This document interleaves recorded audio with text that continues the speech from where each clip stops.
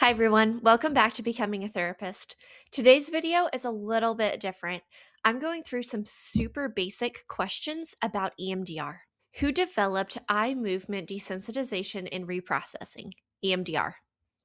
A. Carl Rogers, B. Francine Shapiro, C. Aaron Beck, or D.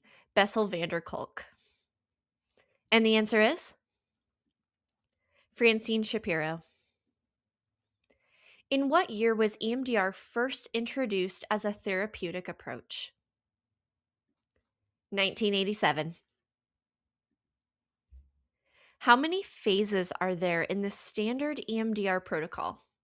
A, 5, B, 8, C, 10, or D, 12? And the answer is there's 8 phases. True or false?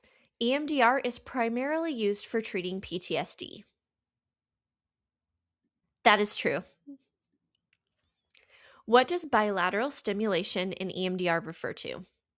A, activating both sides of the brain. B, talking about both sides of a trauma. C, stimulating the right hemisphere only. Or D, using medications on both hemispheres. And the answer is A, activating both sides of the brain. Name 2 forms of bilateral stimulation commonly used in EMDR. If you thought of eye movements, tapping, or auditory tones, you're correct.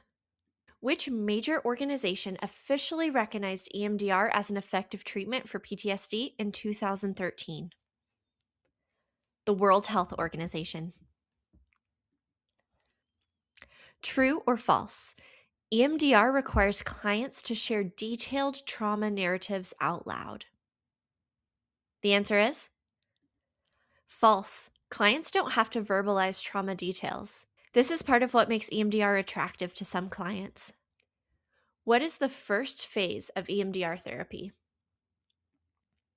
History taking or information gathering and treatment planning. Which part of the brain is believed to be calmed and integrated through bilateral stimulation in EMDR?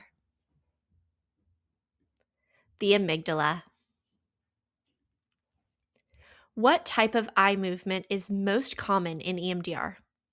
A, vertical, B, horizontal, C, circular, or D, diagonal? And the answer is B, horizontal. Who is EMDR especially effective for? A, clients with trauma and PTSD. B, only children with anxiety. C, clients with schizophrenia. Or D, couples in conflict. And the answer is A, clients with trauma and PTSD. True or false? EMDR is considered an evidence-based therapy. True.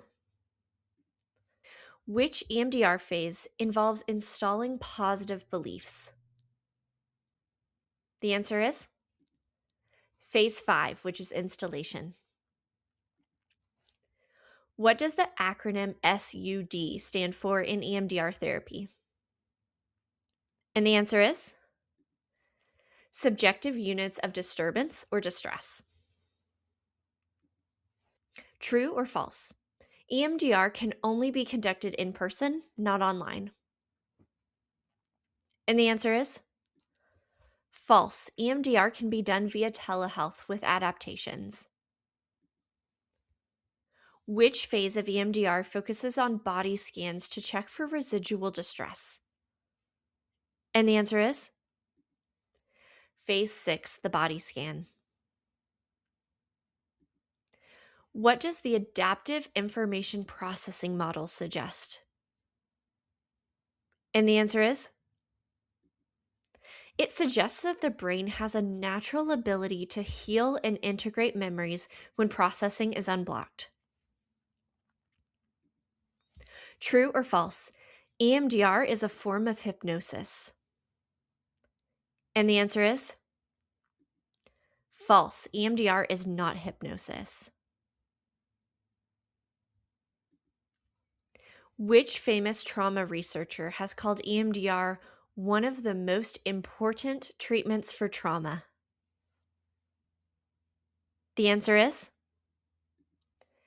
Bessel van der Kolk. What else is EMDR helpful for treating besides PTSD? And the answer is anxiety, depression, phobias, chronic pain, and addictions. Remember, this is because essentially there's bilateral stimulation while there's positive stimuli coming in and negative stimuli coming in. And a lot of the purpose is to lower that distress and to almost kind of desensitize the client to the negative stimuli, to have that thought of the negative stimuli without having the nervous system reaction that goes along with it. EMDR is so versatile because it's based on really basic psychological principles.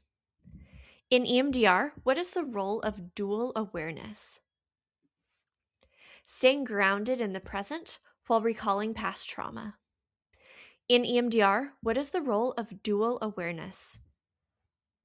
The answer is staying grounded in the present while recalling past trauma. True or false, EMDR can help reduce hypervigilance and intrusive memories.